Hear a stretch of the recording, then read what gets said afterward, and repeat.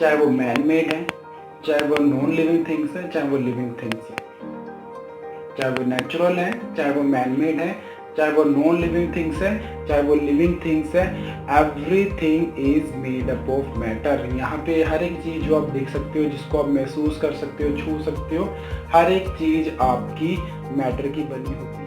इनकी नॉलेज होनी चाहिए इस बारे में दैट द स्मॉलेस्ट पार्टिकल, जो यूनिवर्स में स्मॉलेस्ट थिंग है, पार्टिकल है, अगर हम उसकी बात करें तो वो एटम है।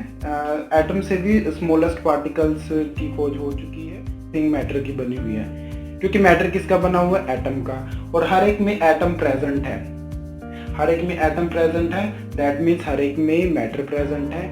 so matter occupies the space is called or is considered as matter। जो भी थिंग है, जो भी सब्सटेंस है, मटेरियल है, कुछ भी है जो स्पेस कवर कर सकता है, स्पेस को ऑक्यूपाई कर सकता है, या स्पेस को घेर सकता है, जो स्पेस हम what we can say the empty place, empty जगह को हम, खाली जगह को हम स्पेस बोल सकते हैं। तो जो भी मटेरियल या सब्सटेंस या anything which can occupy space, जो स्पेस को घेर सकता है, उसको भर सकता है, that is considered as matters.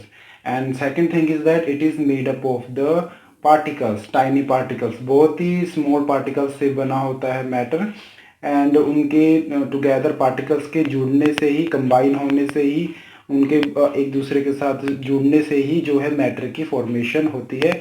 And there are different types of matter and this different types of matter is due to the different types of particles, different types of particles. सबसे पहले स्टूडेंट्स आपको इस बारे की knowledge होनी चाहिए इस बारे में दैट द स्मॉलेस्ट पार्टिकल, जो यूनिवर्स में स्मॉलेस्ट थिंग है, पार्टिकल है, अगर हम उसकी बात करें तो वो एटम है।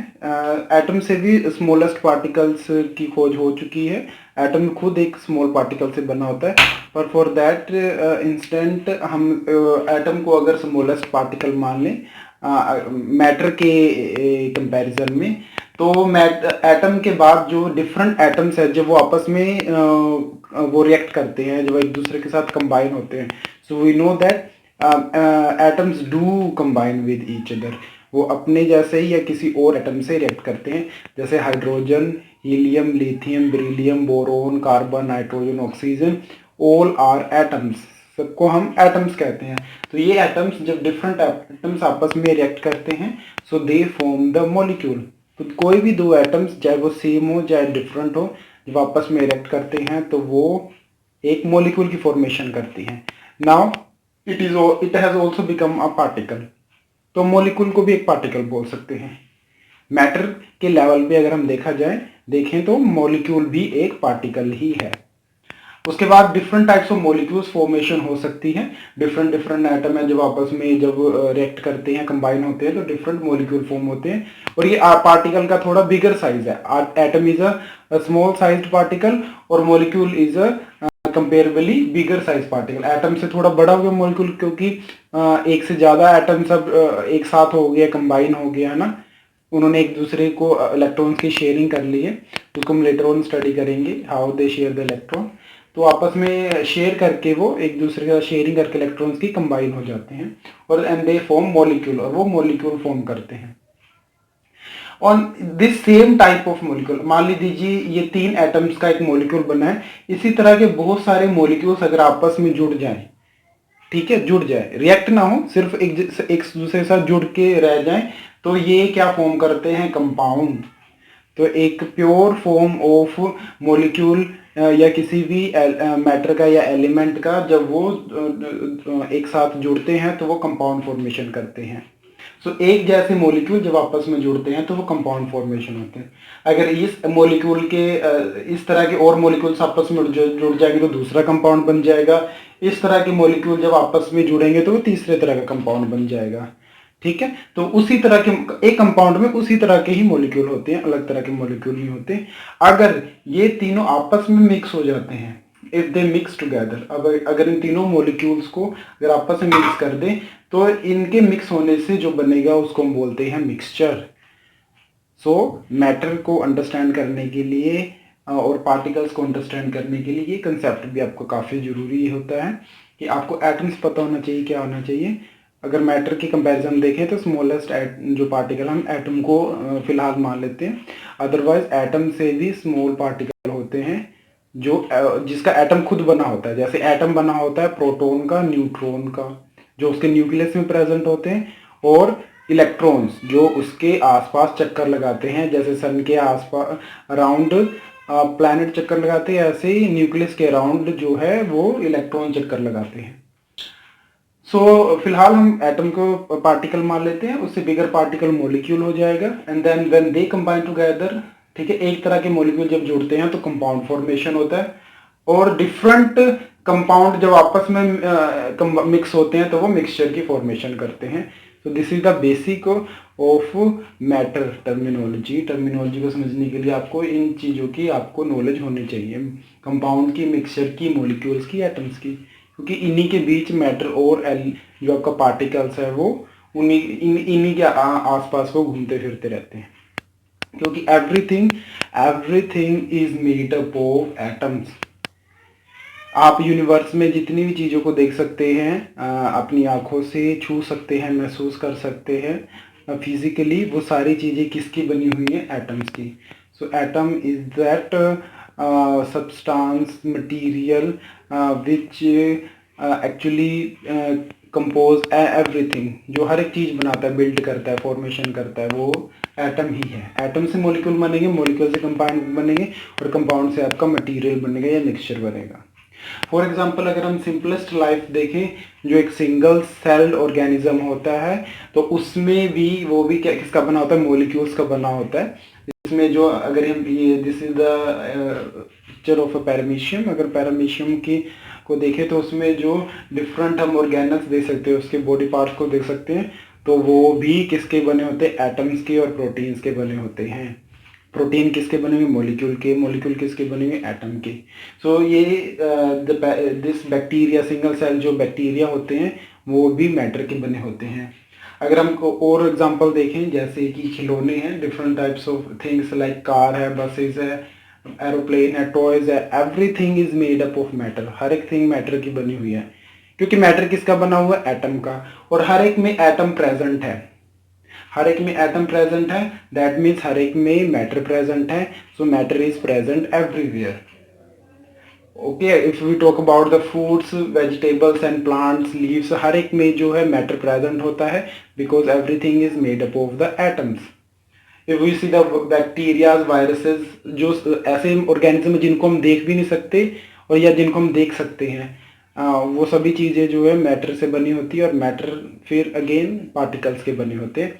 सो वी कैन से दैट जो जितनी भी चीज़ें हैं, चाहे वो नेचुरल हैं, चाहे वो मैन मेड हैं, चाहे वो नॉन लिविंग थिंग्स हैं, चाहे वो लिविंग थिंग्स हैं, चाहे वो नेचुरल है, चाहे वो मैन मेड है, चाहे वो नॉन लिविंग थिंग्स है, चाहे वो लिविंग थिंग्स है, everything is made up of matter. यहाँ पे हर एक चीज़ जो आप देख सकते हो, जिसको आप महसूस कर सकते हो, छू सकते हो, हर एक चीज़ आपकी मैटर की बनी होती है। आप उसमें कुछ भी ले लो, चाय, कॉफ़ी, चीनी, कपड़े, दूध, ईंटें, bricks, house, building, you, me, cell, everything is made up of matter.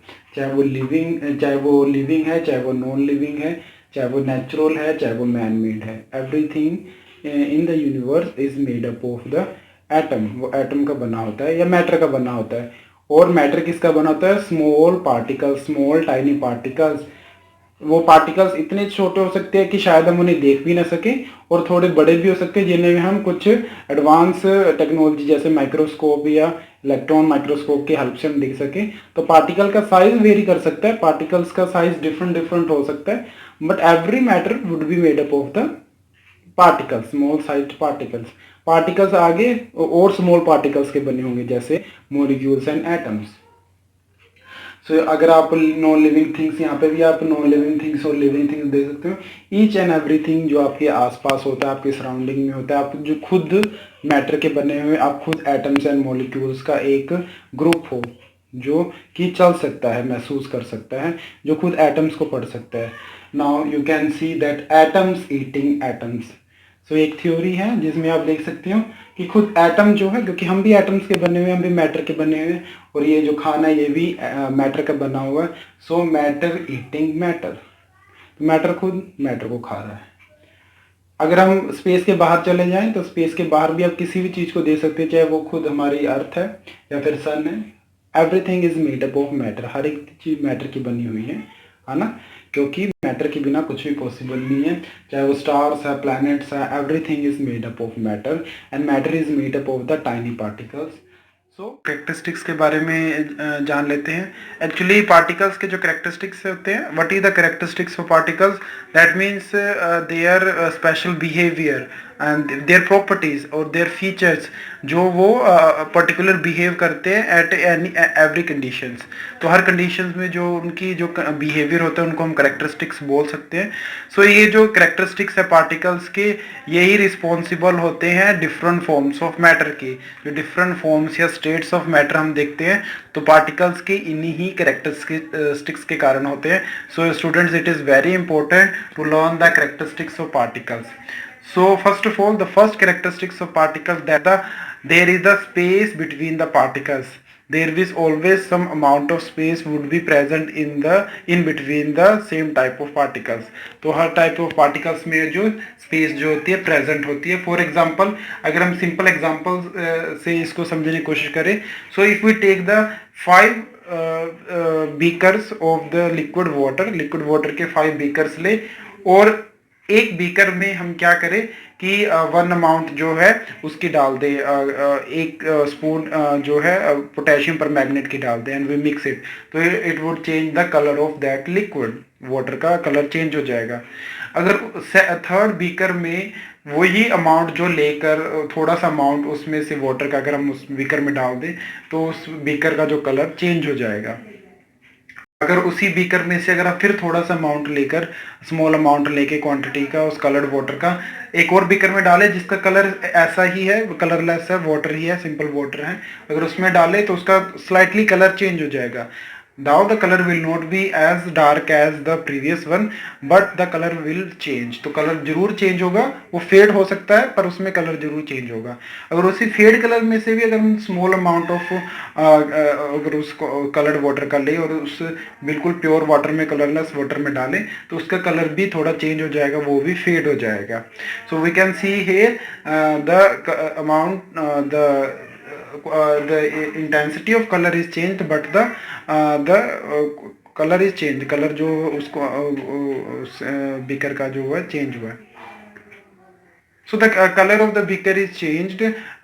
Though it is fade, but the color is changed. It is from this we can easily say that the particles are made up of very small size. तो जो particles होते हैं वो very small size होते हैं. Even they can occupy the space between the liquid water के में जो स्पेस प्रेजेंट होती है जो हम अपनी आंखों से नहीं दे सकते, उस स्पेस को भी जो ये पोटेशियम पर मैग्नेट के पार्टिकल्स है वो कवर कर लेते हैं. ओके, एंड इवन इससे हमें ये भी पता चलता है that particles together form in a large quantity. जो पार्टिकल्स है together form in a large quantity, वो एक दूसरे के साथ लार्ज क्वांटिटी में इकट्ठे रहते हैं एंड वो बहुत ही स्मॉल साइज के होते हैं and they can fill up the large gaps also. वो लार्ज गैप्स को भी फिल कर सकते हैं because they are large quantity, वो लार्ज क्वांटिटी में होते हैं. सो इस कैरेक्टरिस्टिक्स से हमें ये पता चलता है that there is a space between the particles. Particles में होती है जो स्पेस होती है. Even we take the example of the salt and water, we mixing the salt inside the water also, the particles of the salt take up the position, the empty spaces present in the water. Water में जो खाली space present होती है उसको भी occupy कर लेते हैं जो सॉल्ट के पार्टिकल्स होते हैं. So if we zoom it out, अगर हम इसको जूम इन करें तो जूम इन करने से हम देख सकते हैं जो पार्टिकल्स, जो वाटर के पार्टिकल्स उसमें स्पेस जो प्रेजेंट है तो सॉल्ट के जो पार्टिकल्स है उसको ऑक्यूपाई कर लेते हैं and they do not and they become invisible, और फिर वो विजिबल नहीं होते हमको. सो एक बहुत इंपॉर्टेंट प्रॉपर्टीज है that particles have space between them. If we take out the second property of the characteristics of particles, that particles keep moving continuously. तो particles हमेशा मूव करते रहते हैं. For example we take the solid, अगर आपको ये plastic है remote, जो इसको अगर हम सॉलिड बोल सकते हैं, इसमें भी जो पार्टिकल्स हैं, जो मॉलिक्यूल्स हैं, वो वाइब्रेट करते रहते हैं अपनी पोजीशन पे। We can say that vibration is very small, because जो सॉलिड में होते हैं वो पार्टिकल्स टाइटली पैक्ड होते हैं, डेंसली पैक्ड होते हैं, तो वो उनकी वाइब्रेशन जो होती है, मूवमेंट होती है, बहुत कम होती है, पर मूवमेंट होती है। हर पार्टिकल कभी भी रेस्ट पोजीशन में नहीं होता, वो हमेशा कंटिन्यूसली मूव करता रहता है, या इवन कम से कम वाइब्रेट तो करता ही रहता है अपनी मेन पोजीशन से। सो पार्टिकल्स कीप ऑलवेज मूविंग। तो एक पार्टिकल्स की बहुत इंपॉर्टेंट प्रॉपर्टी है, जिससे हमें ये पता चलता है कि कोई भी पार्टिकल है वो रेस्ट पोजीशन में नहीं रहता, चाहे वो सॉलिड फॉर्म में ही है। और उसके बाद लिक्विड की बात करें तो उसमें तो पार्टिकल्स मूव करते ही रहते हैं। गैसेस स्टेट में तो हम अपने ऑब्जर्व भी कर सकते हैं कि जो पार्टिकल्स है वो बहुत फास्ट जो है मूव कर रहे हैं। तो इस सब से एक और कंसेप्ट, बहुत इंपॉर्टेंट कंसेप्ट जनरेट होता है, that is the concept of diffusion. अगर हम दोनों कंसेप्ट को कंबाइन करें, that particles have space between them and particles keep continuously moving, तो इन दोनों कंसेप्ट से एक नया कंसेप्ट जनरेट होता है, दैट इज योर डिफ्यूजन। तो diffusion, different states of matter, solid, liquid and gas, and very important characteristics of matter. ये matter की बहुत इंपॉर्टेंट करेक्टरिस्टिक्स है कि वो 3 स्टेट में जो है नेचर में प्रेजेंट होता है, जिसके कारण ही आई थिंक लाइफ जो है पॉसिबल है अर्थ के ऊपर। अगर ये 3 स्टेट्स ना होती स्टूडेंट्स, ये एलिमेंट्स ना होते 3, तो जो लाइफ है उसको ग्रो करने में काफ़ी डिफ़िकल्टी होती। So but can matter change it state? जो मैटर है वो सॉलिड से लिक्विड या गैस में चेंज हो सकते हैं, यस दे कैन चेंज। तो इसमें 2 वेरी इंपॉर्टेंट थिंग्स। तो किसी भी मैटर को अगर चेंज होना है, फोर्स करना है चेंज करने के लिए, तो आप उसे 2 फैक्टर्स के साथ उसको फोर्स कर सकते हैं चेंज होने के लिए, that is your temperature and pressure. बहुत इंपॉर्टेंट फैक्टर्स हैं, और इन्हीं की वजह से ही जो मैटर है वो अपनी स्टेट को चेंज करता है, बाय हीटिंग और बाय फ्रीजिंग और बाय अप्लाइंग प्रेशर और बाय रिड्यूसिंग प्रेशर। ये फैक्टर्स जो हैं वो किसी भी मैटर की स्टेट के लिए रिस्पॉन्सिबल होते हैं। चाहे वो अर्थ पर भी है, अर्थ में अगर कोई चीज़ सॉलिड में है, अगर कोई चीज़ लिक्विड में, अगर कोई चीज़ गैस स्टेट में है, तो अर्थ में जो एटमॉस्फेयर है वो एक प्रेशर जनरेट करता है। ये स्पेशल प्रेशर जो है वो अर्थ में अलग अलग मैटर को अलग अलग स्टेट में जो है प्रेजेंट करवाता है, यहाँ पे एग्जिस्ट करवाता है। So temperature and pressure are only very 2 important factors that governs the state of matter. जो मैटर की स्टेट को है गवर्न करते हैं, जो 3 स्टेट्स होती हैं, सॉलिड, लिक्विड एंड गैस। इसमें एक बहुत ही इंपॉर्टेंट रोल आ जाता है जब हम चेंज ऑफ स्टेट की बात करते हैं, मतलब हम सॉलिड से लिक्विड में चेंज कर रहे हैं, लिक्विड से गैस में चेंज कर रहे हैं। तो एक तो मेल्टिंग पॉइंट, और मेल्टिंग पॉइंट से पहले उसकी है वो किसके कारण बढ़ जाती है, उसकी काइनेटिक एनर्जी से। मैंने वही बताया था, काइनेटिक एनर्जी क्या होता है कि व्हेन एनी ऑब्जेक्ट और particle when is moving it possesses kinetic energy. जो उसकी फॉर्म ऑफ एनर्जी होती है वो काइनेटिक एनर्जी की फॉर्म में होती है। सो जो फोर्स ऑफ अट्रैक्शन है बिटवीन द पार्टिकल्स, वो किसके कारण कम हो सकती है? काइनेटिक एनर्जी का। लाइक आप कोई भागती हुई चीज़ को पकड़ना इतना आसान नहीं होता है, रुकी हुई चीज़ को पकड़ना ज़्यादा आसान होता है। तो पार्टिकल्स जो है आपस में फोर्स ऑफ अट्रैक्शन के कारण कंबाइन होके रहते हैं, पर अगर पार्टिकल्स की काइनेटिक एनर्जी इतनी ज़्यादा हो जाती है तो वो एक दूसरे से दूर भागने लग जाते हैं। They start moving here and there, zigzag motion में मूव कर सकते हैं, जिसको हम ब्राउनियन मूवमेंट भी कहते हैं। जिगजैग मोशन की मूवमेंट को पार्टिकल इधर उधर मूव करते हैं, तो this movement is also known as Brownian movement. So जो पार्टिकल्स हैं वो किसी स्टेट में तभी तक रह सकते हैं जब उनके अंदर फोर्स ऑफ अट्रैक्शन स्ट्रॉन्ग होती है, पर फोर्स ऑफ अट्रैक्शन से भी स्ट्रॉन्ग जो एनर्जी है वो है काइनेटिक एनर्जी। और काइनेटिक एनर्जी बहुत ज़्यादा पार्टिकल्स की बढ़ जाए कि वो बहुत तेज़ी से इधर उधर भागने लगे, तो उनकी फोर्स ऑफ अट्रैक्शन से बाहर निकल के वो पार्टिकल जो है निकल जाता है, जिससे कि उनकी फोर्स ऑफ अट्रैक्शन कमज़ोर हो जाती है, या गैसियस स्टेट में जाके बिल्कुल ही ख़त्म हो जाती है force of attraction. So kinetic energy का बहुत इंपॉर्टेंट रोल प्ले होता है। और ये किसके कारण होता है? By the rise of temperature. Heating करने से, टेम्परेचर देने से जब काइनेटिक एनर्जी इंक्रीज होती है तो फोर्स ऑफ अट्रैक्शन डिक्रीज होती है और पार्टिकल्स एक दूसरे से दूर जाने लग जाते हैं। लिक्विड स्टेट में थोड़े से दूर हो जाते हैं, पर फिर भी उनमें फोर्स ऑफ अट्रैक्शन होती है जो उन्हें कंबाइन करके रखती है। पर अगर हम उन्हें कीप कंटिन्यूसली उन्हें टेम्परेचर देते रहते हैं तो उससे क्या होता है कि टेम्परेचर इतना बढ़ जाता है, काइनेटिक एनर्जी इतनी ज़्यादा इंक्रीज हो जाती है कि जो वो टेम्परेचर के कारण जो वो पार्टिकल्स होते हैं फिर एक दूसरे से बहुत दूर चले जाते हैं एंड दे फ्रीली मूव करना स्टार्ट कर देते हैं, जिसको हम गैसियस स्टेट बोलते हैं। सो इसमें बहुत इंपॉर्टेंट रोल एक प्ले होता है that the conversion of the solid into the liquid. जब conversion of solid into the liquid क्या होता है, it is due to the melting point. So वो मेल्टिंग पॉइंट के कारण ही जो है सॉलिड लिक्विड में कन्वर्ट होता है। सो द मेल्टिंग पॉइंट किसको बोल सकते हैं, जब हम टेम्परेचर राइज करना स्टार्ट करते हैं सॉलिड का, तो when it start changing it's state, जब वो अपनी स्टेट को चेंज करना स्टार्ट करता है, सॉलिड से लिक्विड में कन्वर्ट होना स्टार्ट हो जाता है, तो जो पॉइंट होता है वो टेम्परेचर का वो पॉइंट जहाँ से वो मेल्ट होना स्टार्ट होता है हम उसको मेल्टिंग पॉइंट बोलते हैं। सो मेल्टिंग पॉइंट से क्या पता चलता है, melting point is the indication that the strength of the force of attraction between the particles is decreasing, है ना। मेल्टिंग पॉइंट से हमें क्या बोलता है, जो स्ट्रेंथ है फोर्स ऑफ अट्रैक्शन है पार्टिकल्स के बिटवीन में वो डिक्रीज हो रही है, इसी कारण जो है सॉलिड जो मेल्ट कर रहा है, जो पार्टिकल्स है वो एक दूसरे से थोड़े दूर जा रहे हैं।